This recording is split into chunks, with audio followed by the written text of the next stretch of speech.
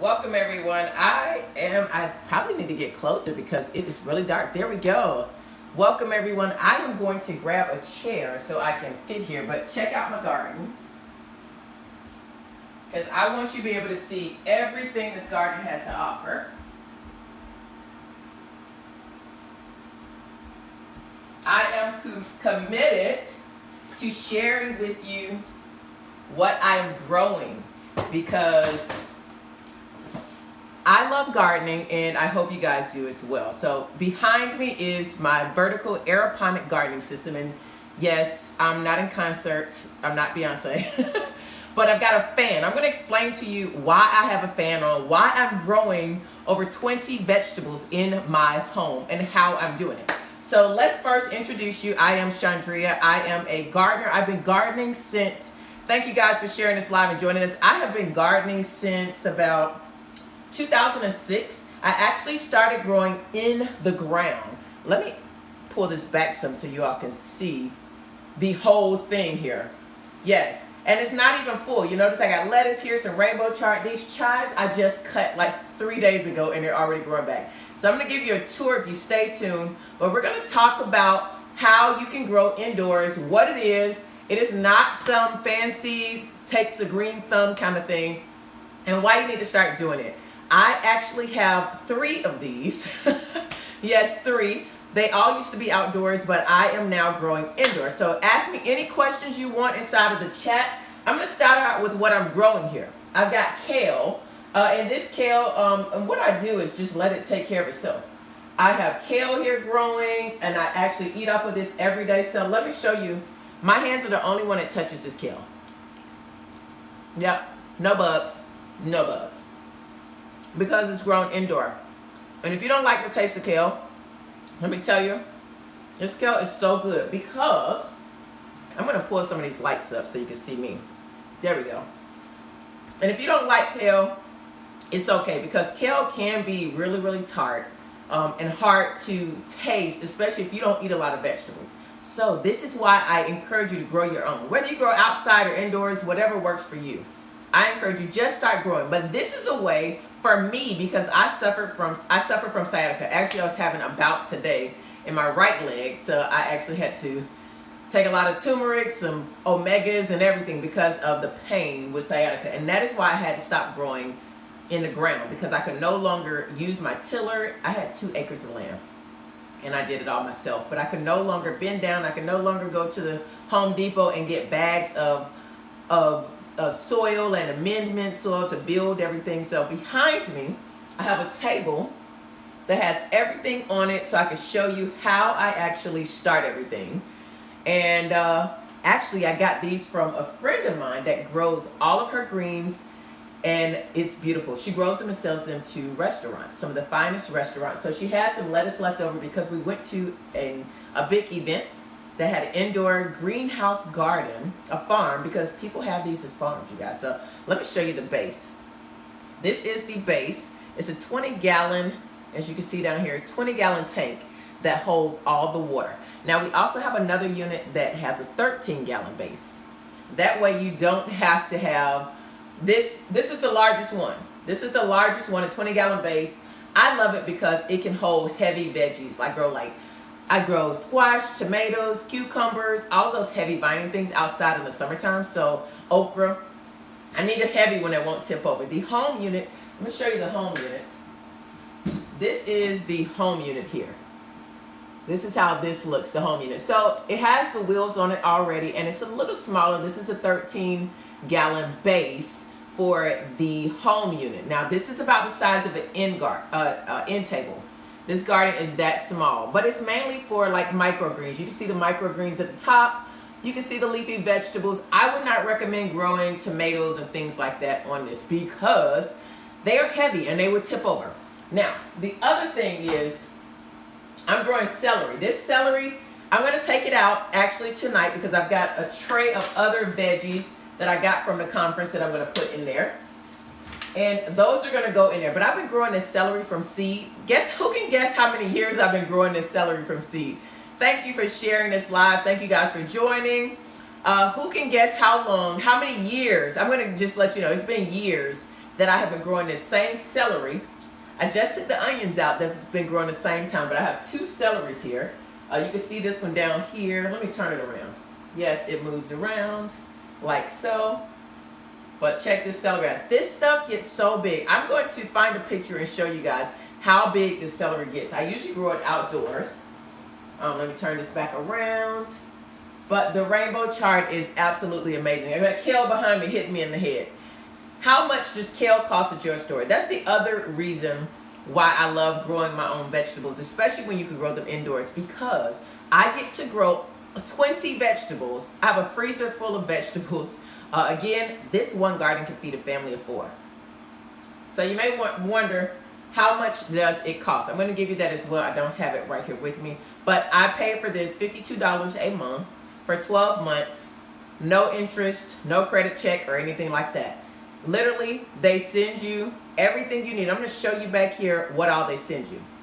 So share this live out, please, for me. Give me some likes. Thank you for the shares. Give me some likes. I love the follows. I truly appreciate it because I'm going to be coming every week, educating everyone on why we should start growing our own food. I have been a proponent of that for years. I'm a health coach. My background is in radiologic sciences. I actually had several health issues, autoimmune, gut issues, and I was able to start a garden. That is how I began gardening, because I started buying all the food and it got kind of expensive. I actually had to get another job to afford to eat in a healthy way. And I was like, there's got to be a cheaper way to do this. I didn't know anything about these gardens because I didn't need it. I could just get down on the ground and do what I needed to do. My land was so fertile, had no issues. And then we sold our house and moved to the city where the soil sucks.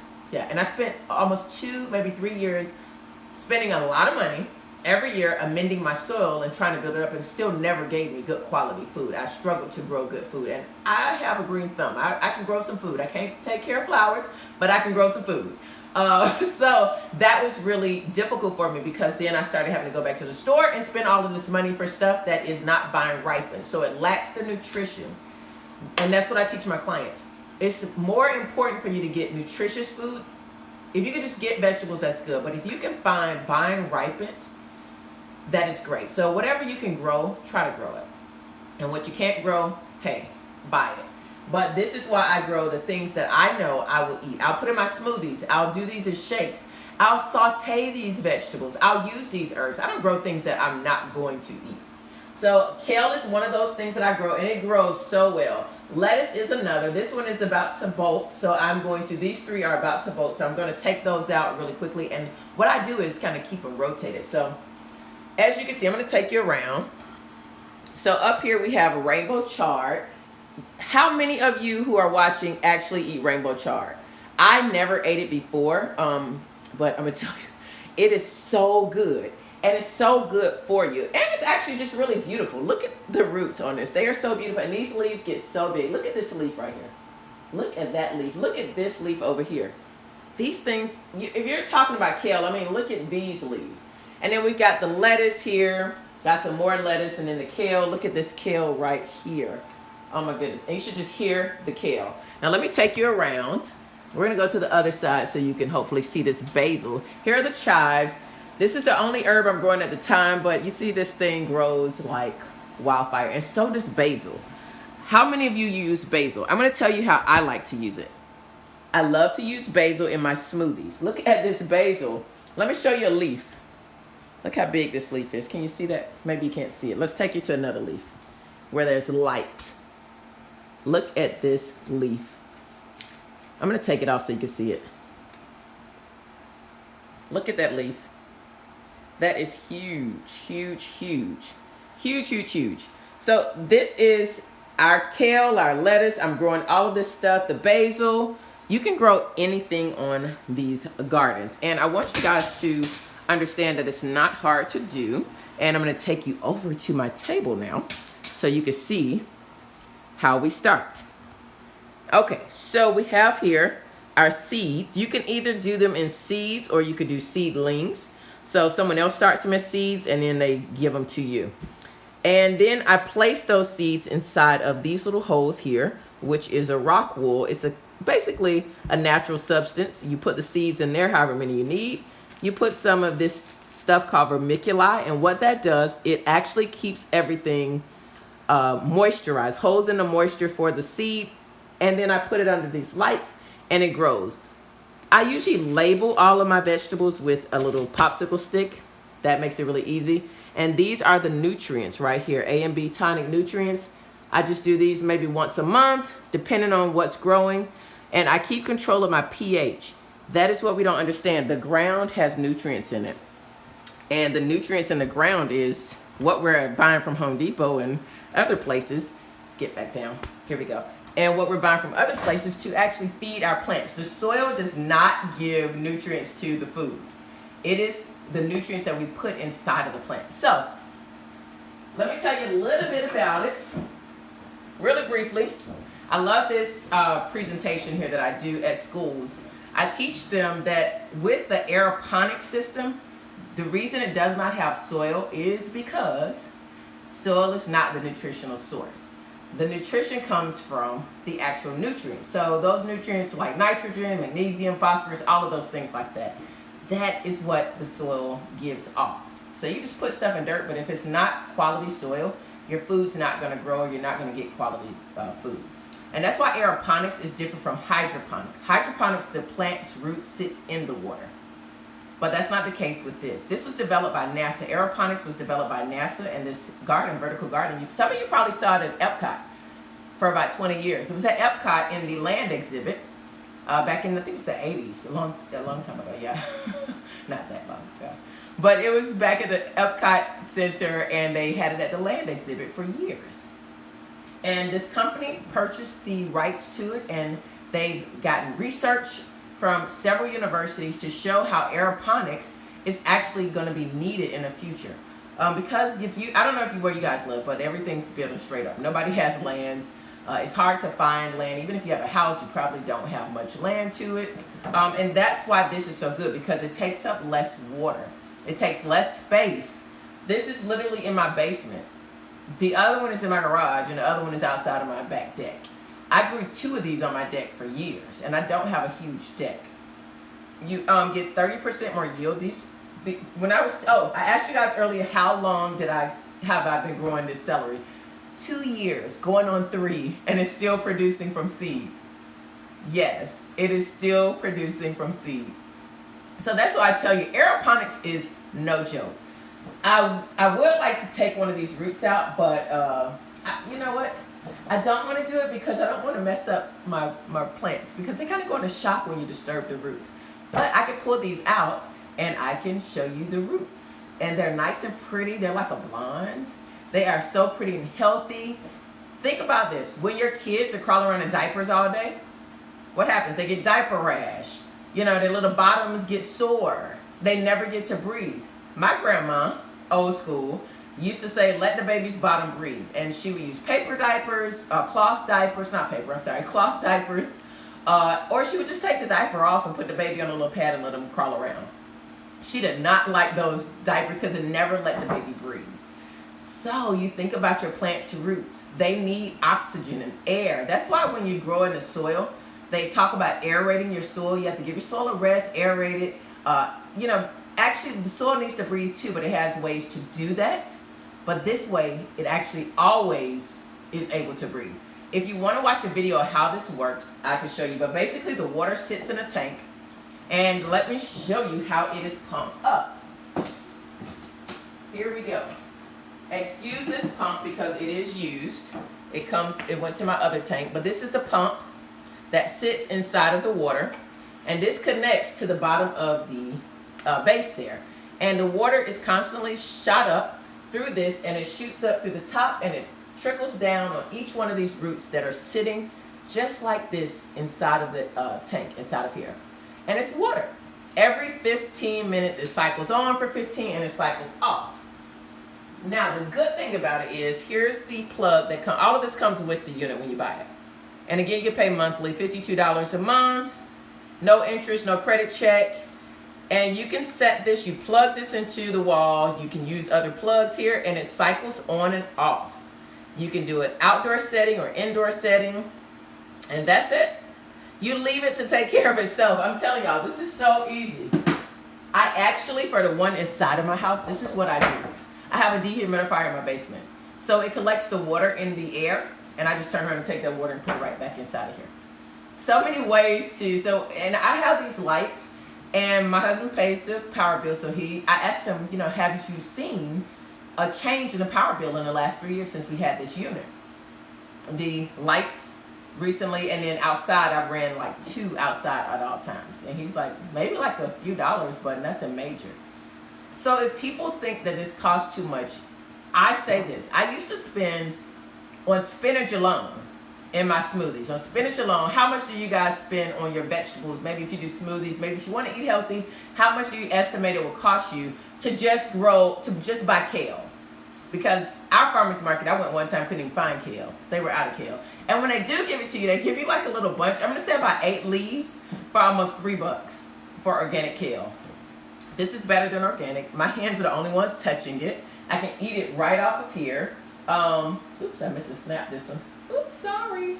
I'll have to take you upstairs, and I'm going to take this off and take this upstairs and put this in a smoothie. I missed and snapped it. Oh, well.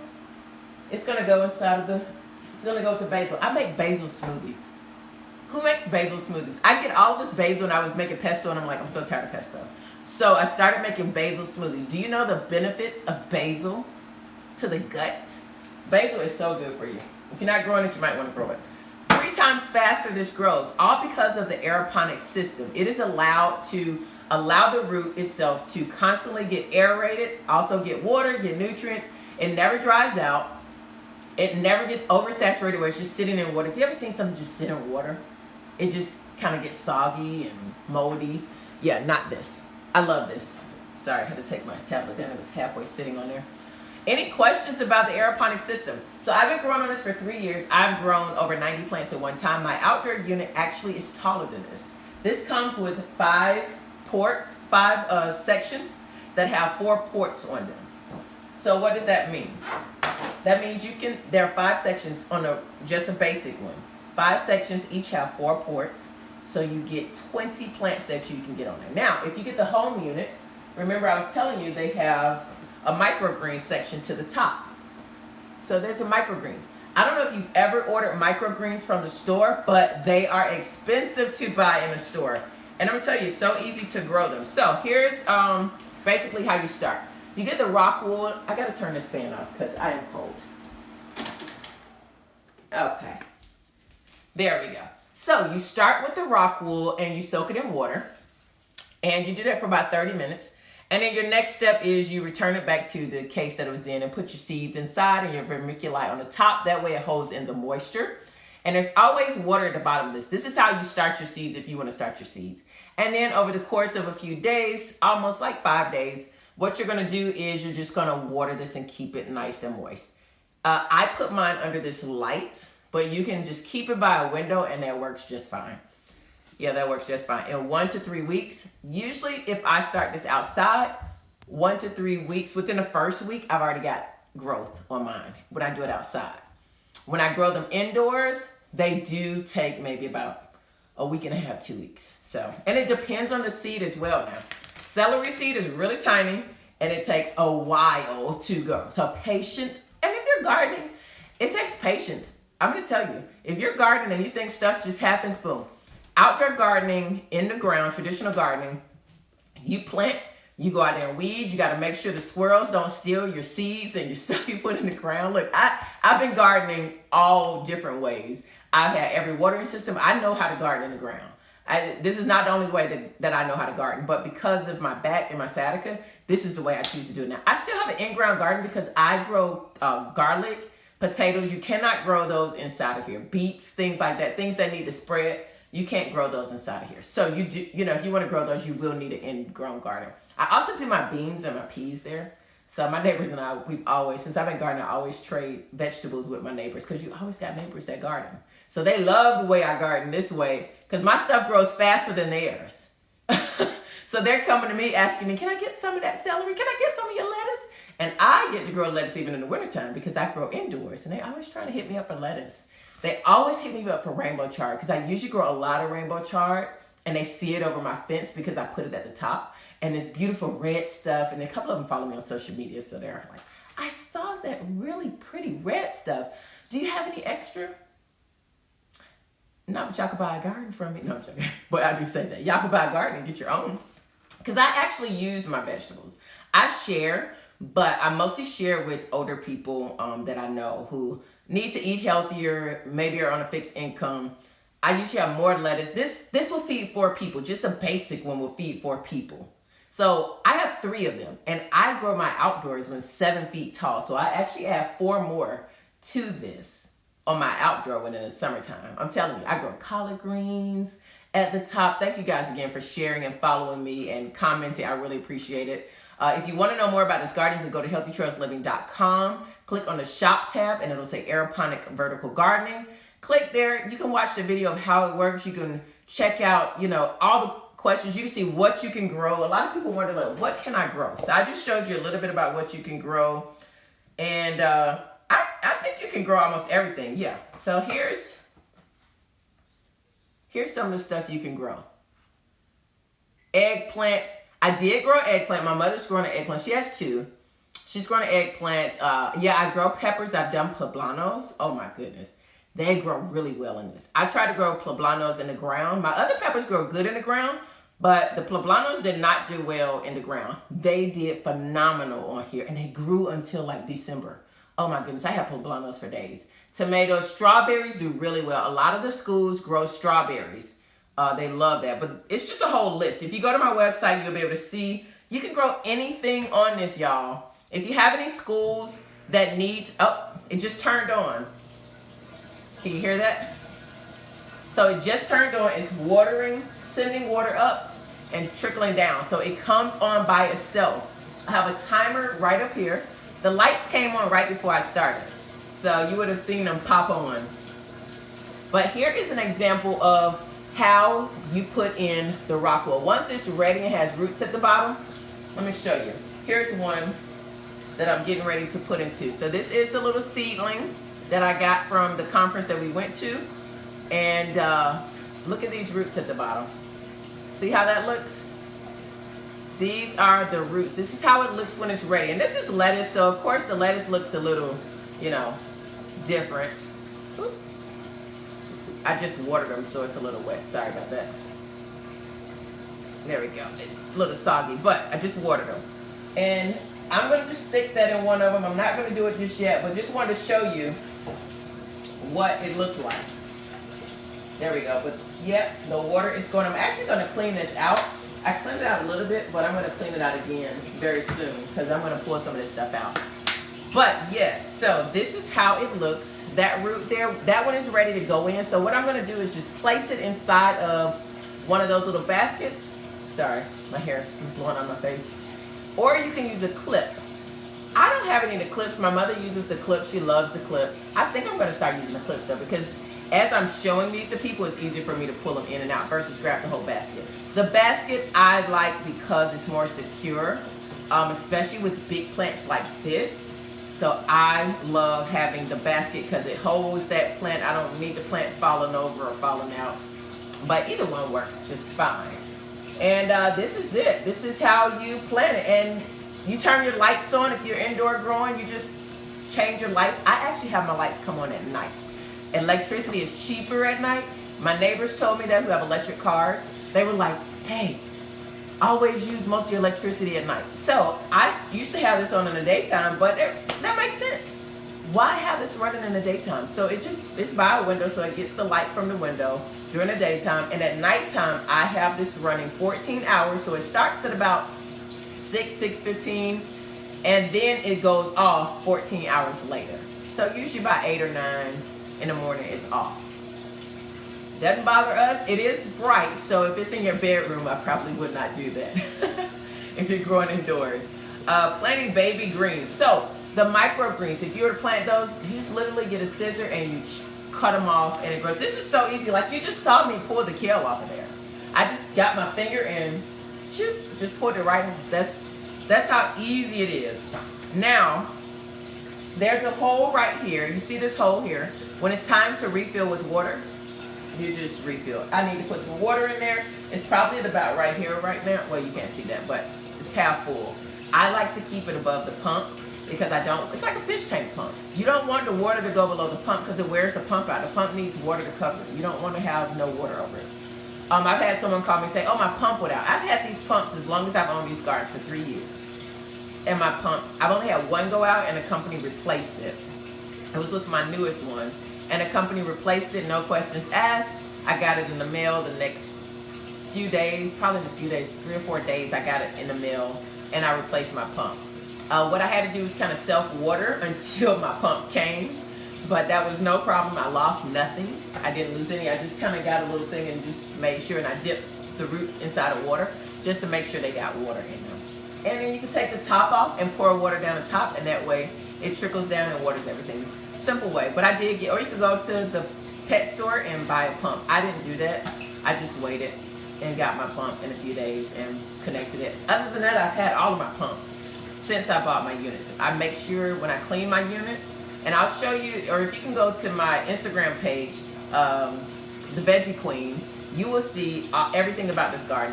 That page is dedicated to everything about growing aeroponically, and I have some lives on there that show you how I assembled it. It also shows you how I clean it out. I clean it out inside of my house. Yeah, is not a mess. I don't have any soil. I don't have any bugs. I do have these little sticky things here.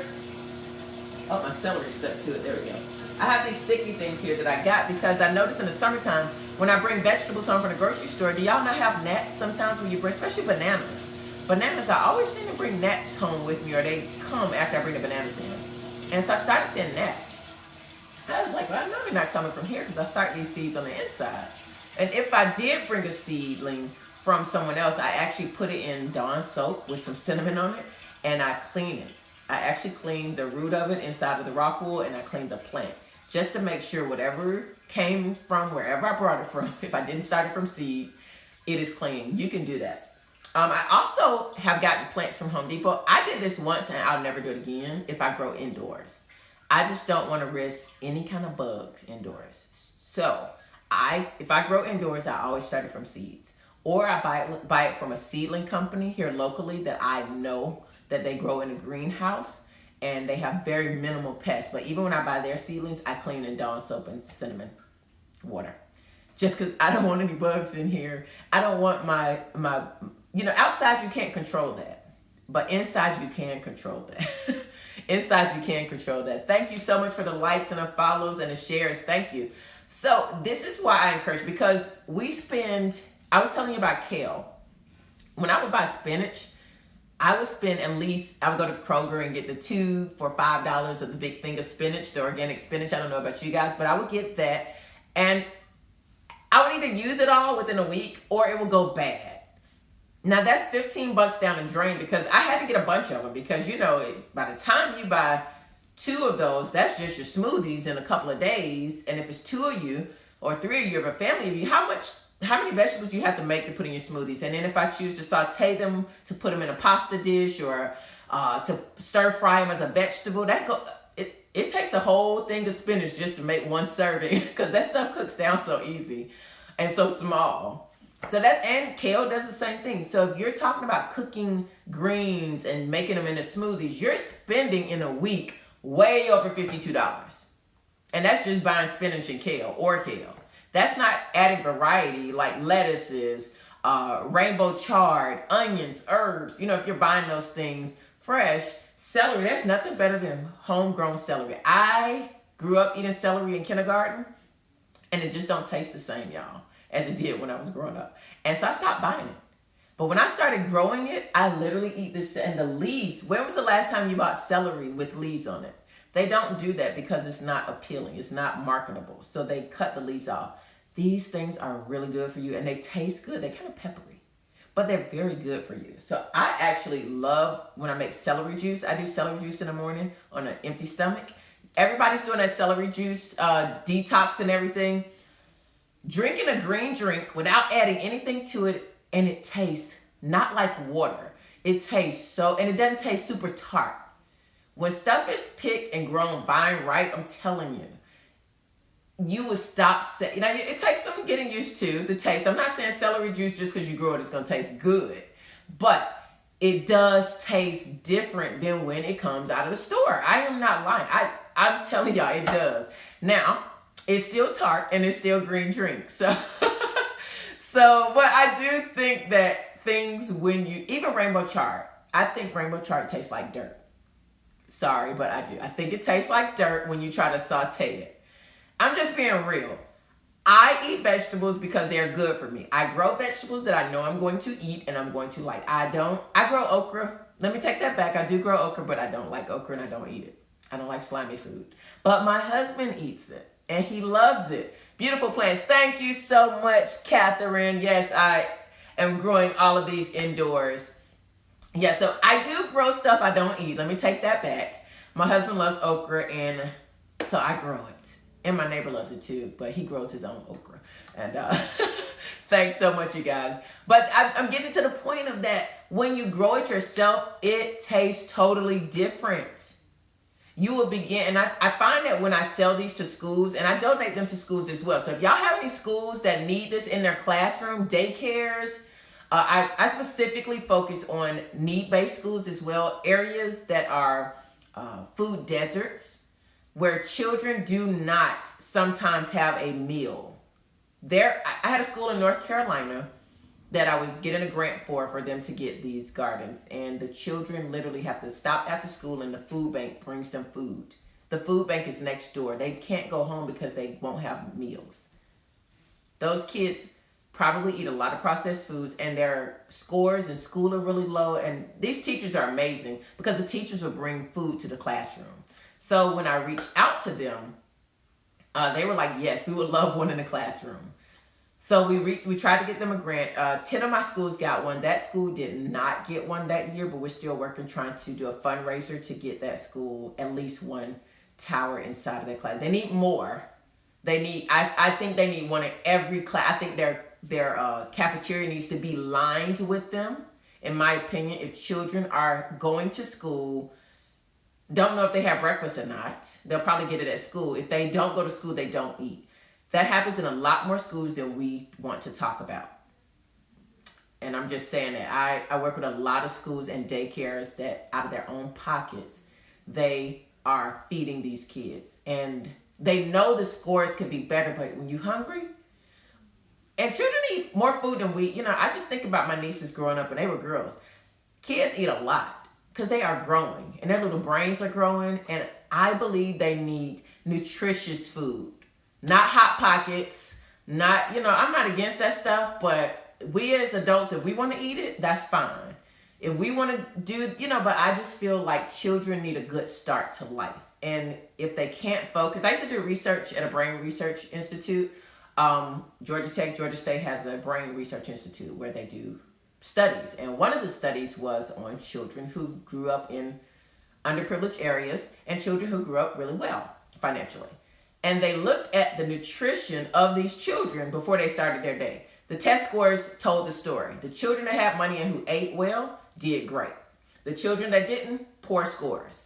They swapped it in 8 weeks and we redid their brain scans.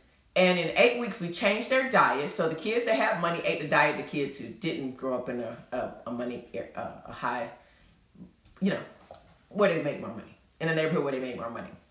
They swapped diets.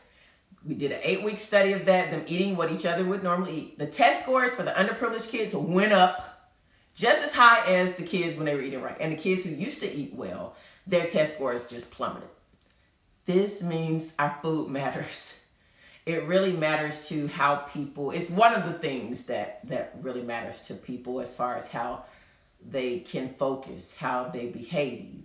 And I mean, adults as well, but especially our children. So if you know any schools that would like this, have the teachers send me a message or send me the school's name. I'll reach out to the principal and get that done.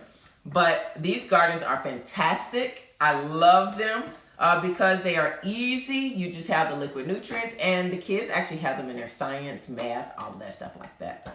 And as adults, you can do this at home. So you say, hey, babe, go get me some kale off the garden.